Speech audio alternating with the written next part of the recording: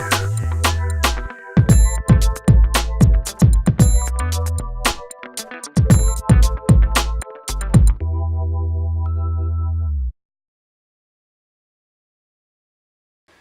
guys, Scott from the Fight Gym in Chagrin Falls. Today I wanted to share with you a couple ideas about how to progress into doing a pistol or one-legged squat.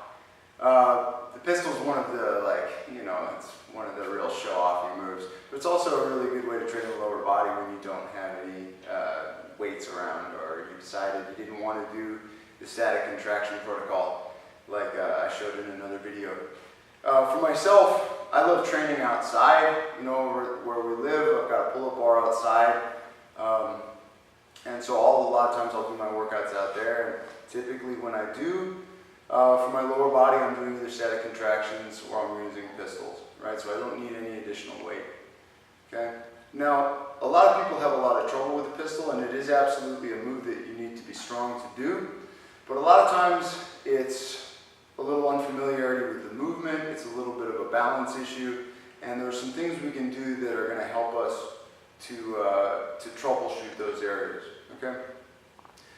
So before we move into talking about how I like to progress my pistol, we need to talk about the fact that there are kind of two ways to do my pistol. I'll typically refer to, there's like a true pistol, where I go down and up like a squat, and then there's what I call a hinge pistol, where I'll hinge back into the low position of my hinge, and then I'll sort of rotate into the position. I'll show you what I'm talking about, okay? So a true pistol, my back stays pretty much upright, shoulders are up, head is up, I squat down, and I squat straight up, okay? And in this, obviously, my weight is loaded over my leg. There's no really offsetting of the weight, okay? And that's challenging, right? That requires some strength, okay? There's a variation you can do, which is the same way people sort of cheat body weight squats. It doesn't really matter because I'm not loading any external weight, so the position of my back is not such an issue. So in this case, starting on one leg, I'm going to sit way back into my hinge here. Head is forward, hips are back. And from here, I just rotate around the point of my knee. So I like to think about breaking this up into 4 different phases. Hinge back, rotation, rotation, unhinge. So this is a nice way to do a pistol that's not quite as difficult as a regular full true pistol. And for some people where the ankle flexibility is the issue, this can really help, okay?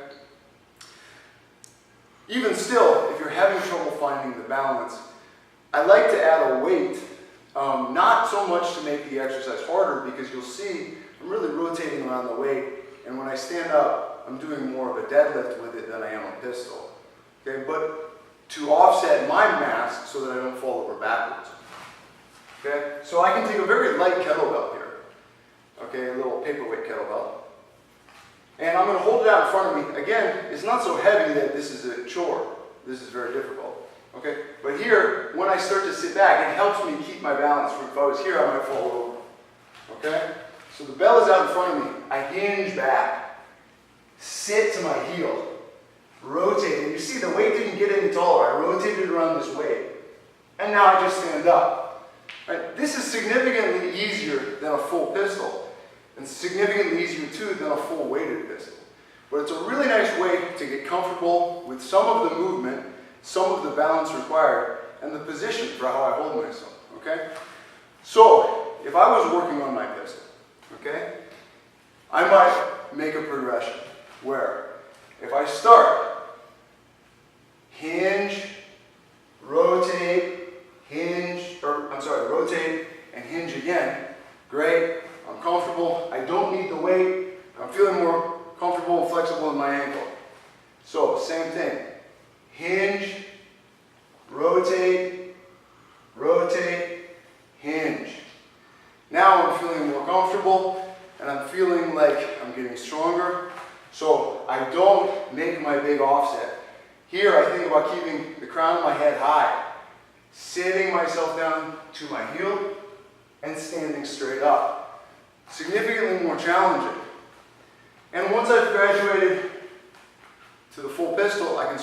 my weighted pistol. So now the weight is not helping me as an offset, the weight is an additional load on my leg. So I keep the weight close to my mass, sit straight down, and then the weight rises at the same rate as my body. Okay? So sometimes when people are trying to work their way up to doing pistols, they'll do these variations on the assisted pistol where they'll hold on to maybe a TRX or you know, some apparatus, even door frame, edge of a table, whatever. For me, one of the real problems with this is when you hang back your weight on your arms like this and you're free to sit your hips back, the position and the load are very different from the pistol. So you're not getting familiar with the balance and the loading of the forefoot. And for the most part, it's very hard to graduate from this type of a movement to the full pistol. They're related, but they're very, very far apart.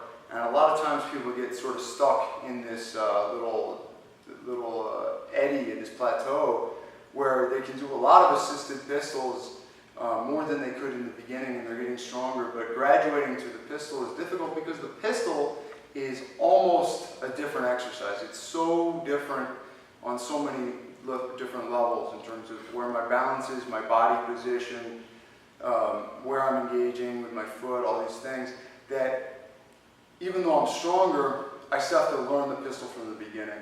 So one thing I really like about this progression is it's a little more challenging to start, but I'm basically developing all the elements that I need for the pistol all in one movement, okay? Instead of, oh, get strong over here and then learn the movement pattern over here.